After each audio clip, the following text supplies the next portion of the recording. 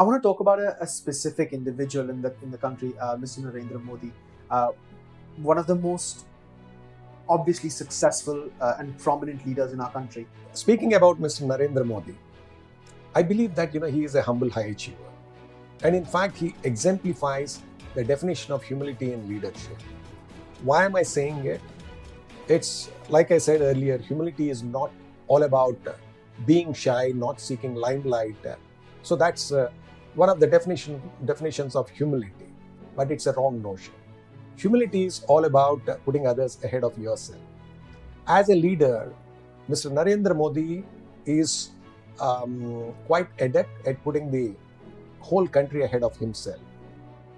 And also, when I look at many of the attributes which we talked about in the Apple and Image framework, he exemplifies all those attributes, be it curiosity, co-creation, purpose. And one of the attributes of appreciative mindset is curiosity. He's a highly curious person. I had seen when he speaks to college students or even the school students, asking questions, that the curiosity on his face and in his eyes is quite palpable. This is what I have noticed.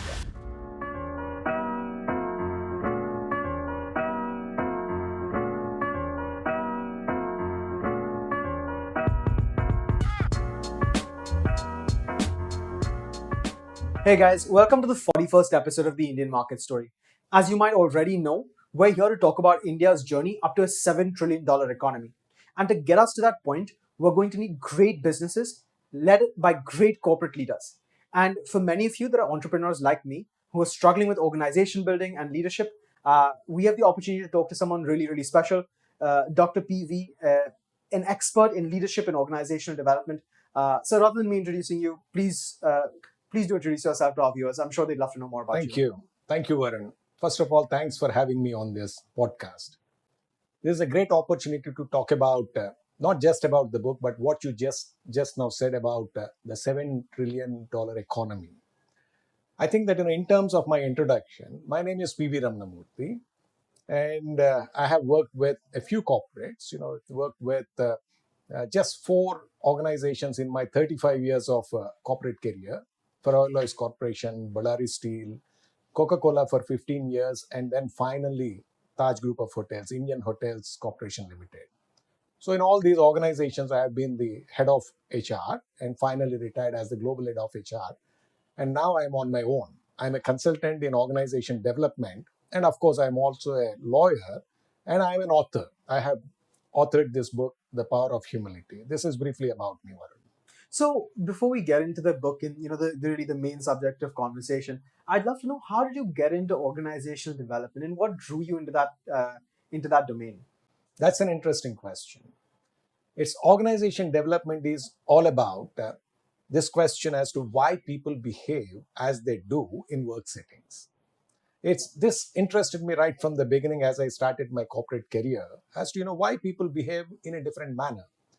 Many times we find employees behaving in a different manner outside the workplace, and once they enter the workplace, the entire behavior gets changed. What's the reason for it? The answer lies in understanding organizational development.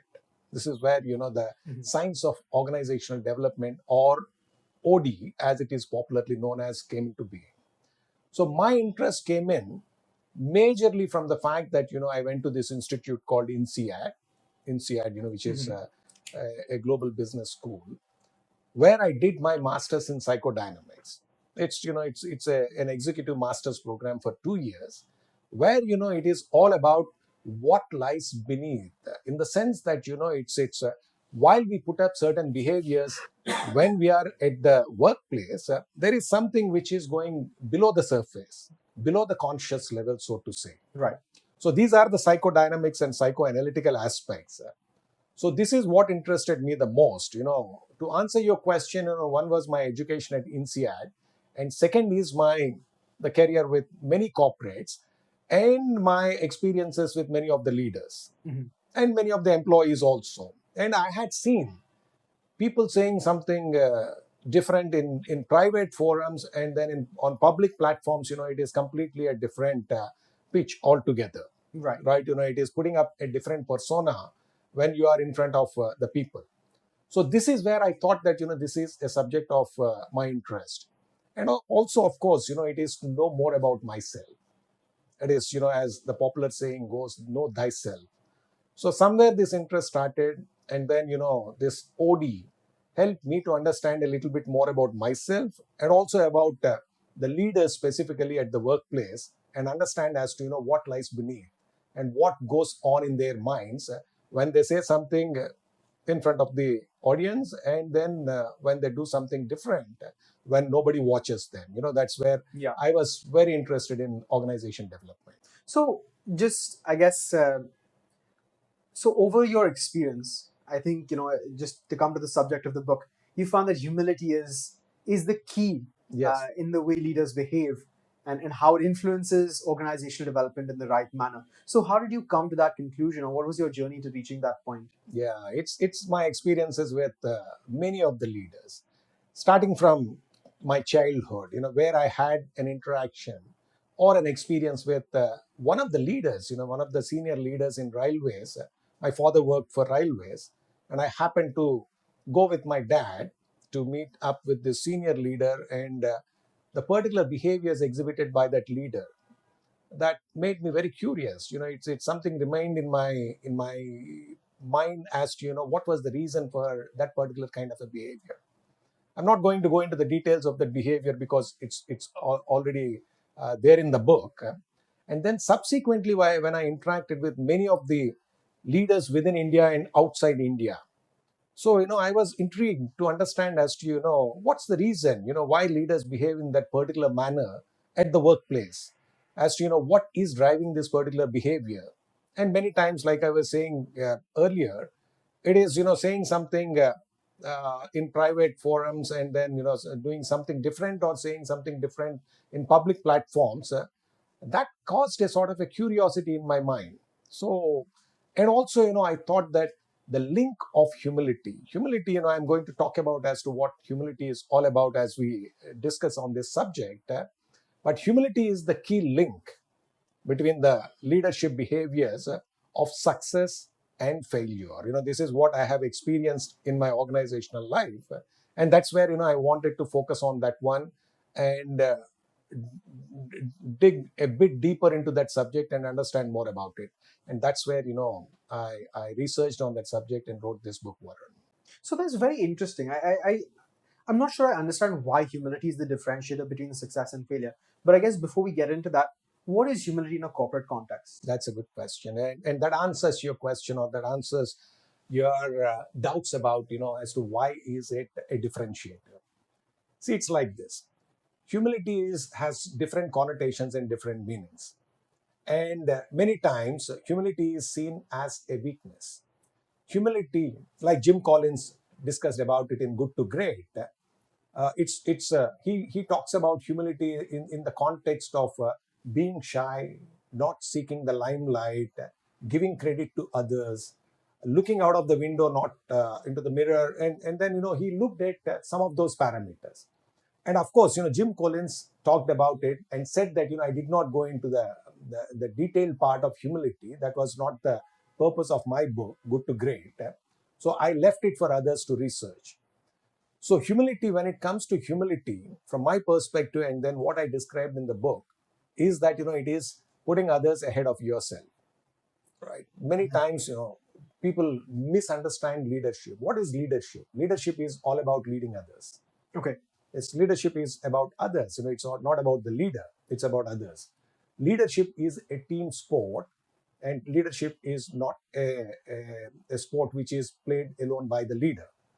But what happens is, when we talk about leaders, as they grow within the organizations, and then as they become more and more successful, they leave the people behind and try to do things on their own and try to achieve things on their own.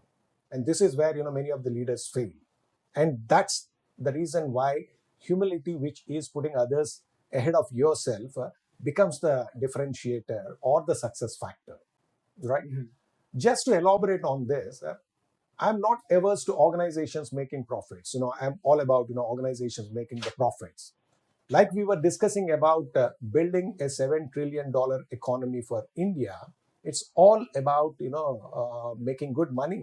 The corporates need to make money, and that's where it flows into the economy, and then it lifts the lives of many people who are at the bottom of the pyramid. Yes. So that's how it works.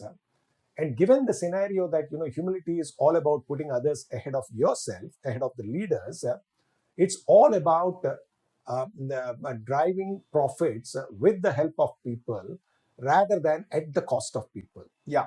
Right? Yeah. I hope I'm making that No, clear. that's a Yeah. very pertinent point. I think I'm just going to try and repeat it so that it sinks in. Yes. Driving profits with the help of people rather than at the cost of people. Absolutely. And I think that's a really pertinent statement when we look at the business landscape in India today, and when we look at historically great companies like Infosys and TCS that have helped make profits with the help of people. Absolutely. Absolutely. And also look at it from this perspective. What is an organization? When we talk about an organization, it's not the infrastructure, the machinery or the equipment that a company has got. It's all about people. Yeah. Organization is nothing but a bunch of people, a group of people, teams of people coming together and trying to achieve something together. That's an organization. And it's an organization is nothing but people.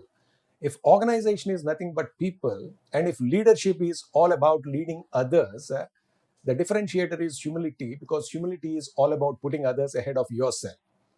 It's the knowledge of the leader that it's not possible to achieve many things without the help of people within the organization. This is taking everybody along with us. And we have heard these quotes, and many people have said that leaders need to take everybody along with themselves.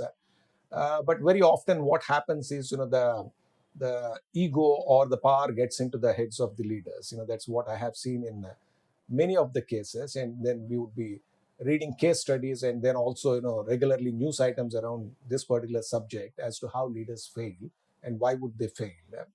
This is where putting focus on the subject of humility and creating that awareness. It's only with the help of others one could achieve superlative success for the organization, in terms of creating the right kind of culture, and in terms of bringing in larger profits and larger gains to the all the stakeholders involved, is what I wanted to bring to the knowledge of my readers. That's fantastic. I think that's really well encapsulated. So one thing I understand from the book is that you've had the opportunity to interview a large number of really successful business leaders. Yeah. I think about 30 of them, if I'm not mistaken. Yes, I was very fortunate to interview them. Yeah. So do you have a favorite or one that really stands out to you that you feel our viewers would benefit from hearing? There are several, actually. Please share all of them with us then, sir. There are several of those stories, but what remains in my mind, it's one of the conversations I've had with one of those 30 leaders. It's not exactly a corporate leader in the sense that he's not CEO of a corporate, but he is a coach for many of the corporate CEOs across the world. Mm-hmm. It's Dr. Ram Sharan. So I wanted to interview him because he interacts with many of the CEOs, and he could give a good perspective on this subject of humility in leadership. So I reached out to him, and then he responded to me immediately saying that this is an interesting subject, PP. I'm going to be in Bombay next week. Why don't we catch up for lunch, and then let's spend some time. I expected him to spend half an hour, 45 minutes, and at best 1 hour discussing about this subject. We ended up discussing for about 3 hours. And it was like a master class on leadership. He narrated many of the experiences, his own experiences with Jack Welch and many other leaders, and as to what he had seen when they were in office, when they were in their pajamas at home, what all. He talked about, all those things. It remained in my memory because he was such a busy person, a busy coach, advisor to many of the corporates. But his intention appeared to me that he wanted to help me. He wanted to help a budding leader, a budding author. who was trying to write something on the subject of humility in leadership. And that's exactly humility is all about. It's not about yourself, it's about the other person. It's putting others ahead of yourself. I'm not a known writer, right? And I'm a corporate executive at that point in time. But still, he had given that much of time and tried explaining me various facets of leadership which he had experienced, and also asked me many questions to clarify many of the cobwebs in my own mind. All that shows that that's what humility is all about. So that remained in my mind very well, and then I'm so very grateful to him for giving that kind of an opportunity and perspective on that subject. And like I said, many other stories. Mr. Ratan Tata, for example, I was trying to reach out to him to meet up and take his perspectives on this subject, and then COVID hit the world, and then there were no personal meetings, and he was also so very busy at that point in time. The meeting got cancelled a couple of times, and then he came virtually online, and then we had a discussion. And again, it is about the other person. It's not about what he has done, or it's not about himself. It's just to help the other person who has reached out to him, asking for his perspective.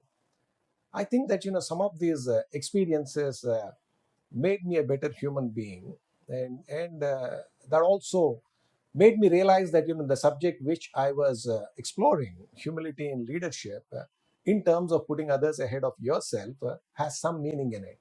Yeah. Because some of these successful leaders are doing it in that manner, which I have personally experienced in Yeah. my own experiences. So, can you talk us through a more specific example of how humility has driven organizational success and how it's played out? Perhaps from your own experience, from perhaps from another organization.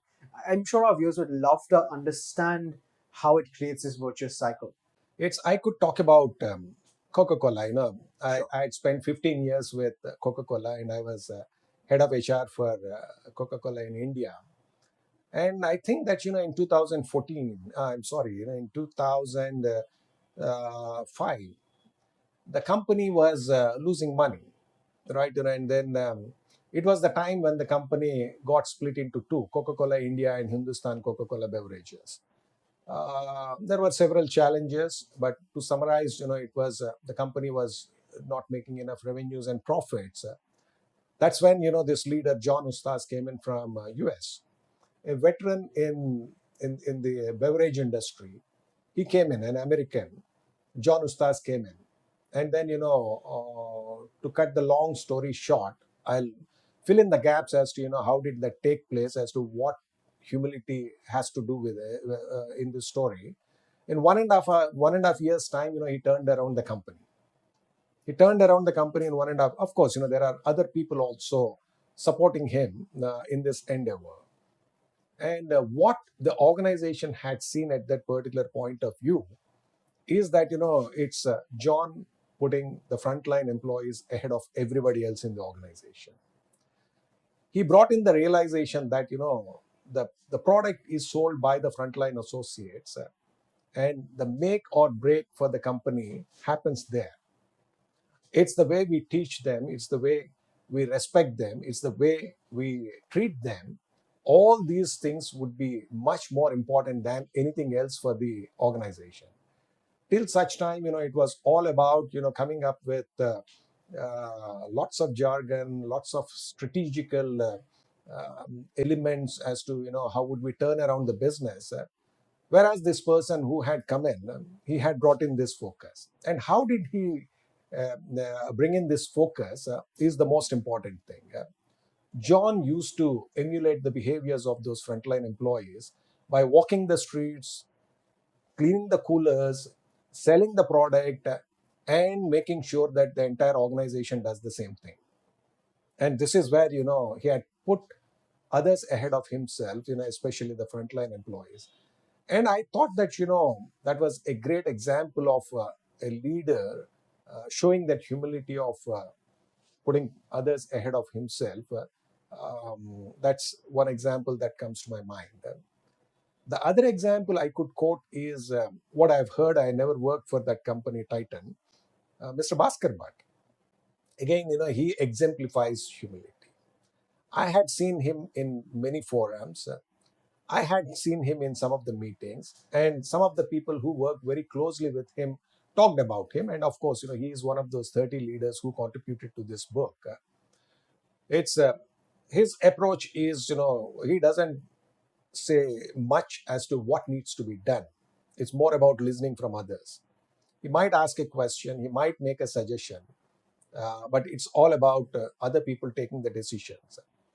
He says something like, if it is HR, the HR person knows more about HR than the CEO, which was Mr. Bhaskar Bhatt himself. If it is finance, the finance guy knows more about it.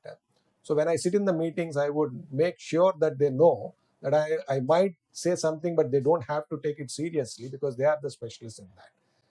And it's not just saying, he emulates those behaviors.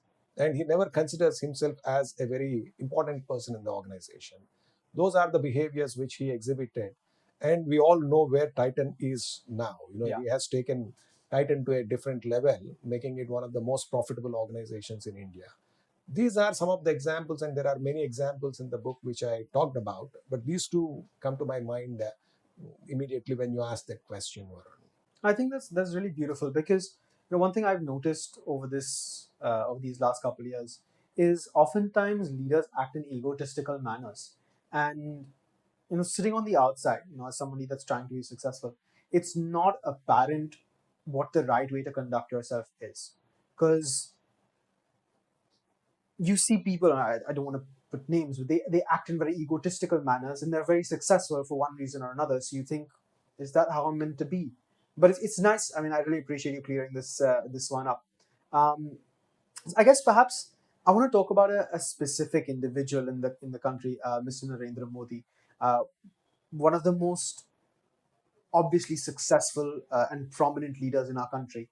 And I'd like to hear your thoughts on what his leadership style is and what he's doing right or wrong, or what is it that's driving his success from a leadership perspective. Speaking about Mr. Narendra Modi, I believe that he is a humble high achiever. And in fact, he exemplifies the definition of humility in leadership. Why am I saying it? It's like I said earlier, humility is not all about being shy, not seeking limelight. So that's one of the definitions of humility, but it's a wrong notion. Humility is all about putting others ahead of yourself. As a leader, Mr. Narendra Modi is quite adept at putting the whole country ahead of himself. And also, when I look at many of the attributes which we talked about in the Apple and Image framework, he exemplifies all those attributes, be it curiosity, co creation, purpose, finding opportunities in adversity, even lightheartedness, or showing gratitude. I'd love if you could highlight these with some examples, because Yeah, this framework is not so easy to understand, and Mr. Modi, such a prominent figure, is a great way to understand this framework. yeah. So please do, because I can see certain themes emerging, but please highlight this with a little bit more specificity. Sure. Let's speak about the curiosity. I find Mr. Narendra Modi highly curious. He has got that appreciative mindset, and one of the attributes of appreciative mindset is curiosity. He's a highly curious person. I had seen when he speaks to college students or even the school students asking questions, that the curiosity on his face and in his eyes is quite palpable. This is what I have noticed. And also the purpose, like I said, he has got a purpose, and he moves ahead with that purpose. Again, another attribute of appreciative mindset.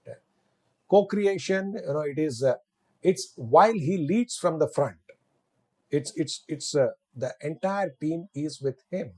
It's whether it is the foreign affairs minister or the defense minister or the home minister, it's a co-creation that's taking place. It's not just one leader taking the decisions.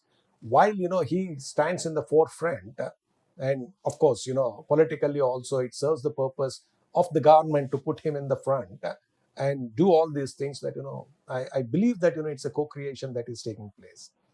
And let's look at one specific example: gratitude. I had seen him in one of the recent videos sprinkling flowers on the people who built Ram Temple or who worked during the launch of the temple. I think that and when you watch him closely, the leader was not doing it just for political purposes. There is sincerity and also that kind of authenticity in whatever he does. Thanking people. He doesn't mind sweeping the floor or thanking people who did something good. And also look at the intensity, which is one of the most important elements of humility. He is quite an intense leader, right? He works many number of hours. He travels, and then of course, for Diwali he goes to spend time with the armed forces. In those chilly conditions, in those hilly regions. I think that unless you are intense as a leader, you can't really exhibit these behavioral characteristics. If you have done it for 1 year or once or twice, that's a different thing. But we have been seeing him Yeah. for the last 9, Yeah. 10 years now. He's certainly driven by purpose. He is completely driven by purpose, and I think that this is where it's a great example of a humble leader taking the country to high achieving standards. And that's exactly is the message in the book. When you have humility at the core of your leadership, you could take your organization to high achieving standards by creating a right kind of culture. Right. And that's what's happening in the country. So definitely I believe that Mr. Narendra Modi exemplifies humility in leadership, Varun. So, how can aspiring young leaders in business and in non-business learn to be humble and apply humility to building the right set of organizations? Yeah. One is that, it's the youngsters, the younger leaders might get the idea that, leadership is all about being aggressive, being an alpha male kind of a personality. If you look at the recent literature on leadership, there are any number of books written on alpha leadership. It is all about, aggression. How would you drive profits for your organization, right? So this is where the human element is completely lost. Its leadership is not about being an alpha male or being an alpha leader.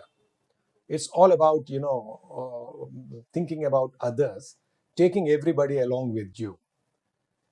Given this realization, the younger leaders need to understand the fact that there is a different way to lead an organization for greater success, which is much more sustainable. An organization is perennial.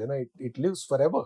It's not one generation, two generation, or a few generations. That would be lasting within the marketplace or within the business frameworks. So, given that scenario, the younger leaders need to realize that humility is an important element. And second is that, it is knowing themselves. Unfortunately, it is the self-awareness part of it, or, the emotional intelligence part of it is not a big area of curriculum in many of the institutes. The leaders need to understand themselves, know themselves, have more of self-awareness, and also try to cultivate the habits like listening more, speaking less, understanding as to what is the perspective that the other person is bringing to the table. Just look at it from this perspective. What does humility bring to a leader, or what does humility does to a leader? It's as simple as that. When I believe that the other person knows something more about a particular subject, I tend to keep my mouth shut and listen to the other person. When I believe that I know more about a particular subject, I know everything about a particular subject, I tend to speak more about it. This is where that the realization that there is something that is known to the other people would make leaders a bit more humble. That's where the listening kicks in. The younger leaders could listen to the team members, involve them and take the organizations to greater heights. Yeah. Right. But this, I think you were speaking about this one earlier as well. Self-awareness is really difficult. Yeah. It requires a lot of courage to look at yourself and without rose tinted glasses, and it's sad, but I don't think that very many people have that courage to be self aware. It's I do wish this was taught more widely. I think it would make the world a better place, but it's a shame that more people aren't working on that. So I kind of want to take this one a step further. For people that want to try and be self-aware, or people that think that self-awareness is something good, could you share with us an idea, a trick, a tip, or something that can help people become a little bit more self-aware? Because I think that's the core of this issue, if I'm not mistaken. Yeah, yeah, no, that's absolutely right. It is the first thing is that it's to be more aware of ourselves. It's We need to take the feedback given by others seriously. Many times, many of our family members, many of the people who care about us, give us that feedback in many ways. It is feedback doesn't necessarily mean in an organizational context the manager and employee sitting across the table and then giving the feedback. The feedback could come in the form of a spouse saying something negative about you, making a sarcastic comment by a friend, or consistently someone saying something about you which has got a pattern. Take all that serious. And also, when as a leader, when as a human being, when we have simple practices like keeping a journal. Journaling is a beautiful practice, and we would have seen our grandparents keeping a diary and then writing their thoughts at the end of every day. And even from the psychodynamic perspective, journaling, which is keeping a journal and then reflecting on the day's proceedings as to how you have interacted with others and what have you heard from other people. I think that reflection is the first element the leaders need to bring into their repertoire. That's when the self awareness would go up. I think that it's not rocket science. It's a little bit of taking a step back and then looking at as to what have I been hearing from the people. Yeah. It could be a sarcastic smile from the employees down the line. It could be someone not listening to you when you are trying to say the same thing again and again. We could always blame the other person for exhibiting that kind of behaviors, but if we take a step back and understand as to what extent I have contributed to that kind of behavior by the other person, there could be an answer which is related to our own self-awareness. I think that, to answer your question, Varun, I would say that, take feedback seriously. And that feedback could come in any manner from anybody. And when there is a consistent pattern of that feedback, reflect on that deeply and try to understand a little bit more about yourself. I think that's really good advice for anyone that's listening. Thank you. And perhaps on a relatively important note, we leave our viewers with something really important to think about. And I want to thank you once again, sir, for joining us on this podcast. Thank It's you been a very pleasure. much. It's all my pleasure. I've had the opportunity to learn a lot, and I do hope our viewers have as well. Thank you very much. Thank you. It's a pleasure. It's a pleasure meeting you, and thank you for this opportunity. Thank you. So there's a director's question. As you like spoke before that, an organization works around a purpose-driven leader. So for a common man in general life, a lot of people lack purpose in their life. So how to find that purpose is the biggest challenge for a lot of youngsters like me. Yeah. Like a lot of people, they have like क्या करूँ वही समझ में नहीं आता मतलब ऐसा क्या करना चाहिए मैंने कि he or she will feel like a purpose-driven person. So what is your advice for people like them, like me, who's Yeah. behind the camera listening to you? Yeah. No, it's actually it's not that difficult. Is what I would say. It's like this. Each one of us has born with unique personal qualities. Each one of us, right? There are some very visible talents of many people, like dance or singing. These are some of the qualities, the natural talents with which people are born with. Having said that, everybody is not born with that kind of talents, but everybody has got those personal talents. in the form of emotional intelligence. Just reflect back as to what your mom or your relatives or your friends when you were a kid said about you consistently. It could be, something as silly as there is always a smile on this guy's face. This guy could navigate any kind of a difficult situation. We could never catch him doing something wrong. These are some of the narratives, kids would be listening to. When you identify your unique personal qualities, just identify two of the personal qualities, right? And then once you identify those personal qualities, identify as to how would you integrate those personal qualities into whatever you are doing. And try to write a simple personal statement as to, by using my enthusiasm and creativity, which are my personal qualities, let's say. Yeah. This is what I am going to do at the workplace or in my personal life. I think that, in the purpose statement need not necessarily be changing the world or, eradicating the poverty across the world kind of a statement. That is also a purpose. There is no doubt about it. But I think that the starting point is to identify your own unique personal qualities with which you are born with, trying to integrate. Why am I saying this? There is unconscious capability in each one of us. That's the Maxwell movement. And I had faced it when I was writing this book. When I had all this research, all the interviews, it was not just 30 interviews actually, it was many more interviews. Many of this academic research, right? I had all this data in front of me.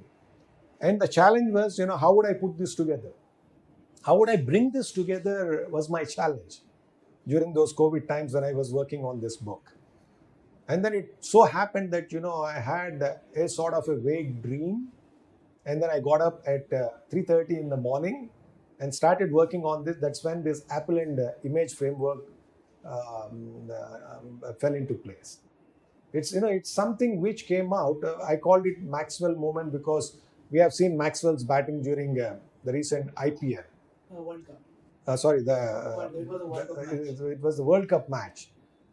Perhaps, he was also not aware that he had that kind of a capability. When he was physically not fit, when he had all kinds of issues, cramps and all that stuff, something came out, some potential came out, and then, he could bat in that manner. That's the unconscious capability. Likewise, everyone has got that unconscious capability in the form of their personal. Many times what we do, unfortunately, is that we don't really use those unique personal qualities in whatever we are doing. When we tie them in and try doing these things together, I think that, the best comes out. And also, our purpose would evolve. We would be understanding as to what is our purpose. Because, it is something internal. Yeah. The unique qualities are internal. The purpose is internal. That comes out. The true potential comes out, and then the purpose becomes really, really much stronger and meaningful. I do not know if I have answered your question or not. No, I got a lot of insight. But perhaps, I could help you with a simple tool. I could send it across to you. A very simple tool. Whatever I'm talking about, it will be in a structured manner. Just work on that tool and then try to write your purpose statement. Okay. That could be the starting point, right? Then, as you keep looking at it, then it will become more and more clear for you. I hope we can share that tool with our viewers as Yeah, well. if you're all right, that's I'm happy. Love to share that tool. I don't have the tool right now, but I But can. No, later on. We can put it like a Comment pin comment. link to how to access that tool or something, give that guidance to Is it a document? Is it a document? It's a simple 4 questions. We'll put this. You know what we'll do is we'll put this in the description then, Yeah. so that anybody that would like to use this to understand their purpose a bit better, they can perhaps. I think that's a great advice. idea. Yeah. We can do that. Of course. Viewers will be surely benefited with that. Yeah. Finding purpose is very difficult task for a lot of people Yeah. like me or viewers. So Yeah. yeah.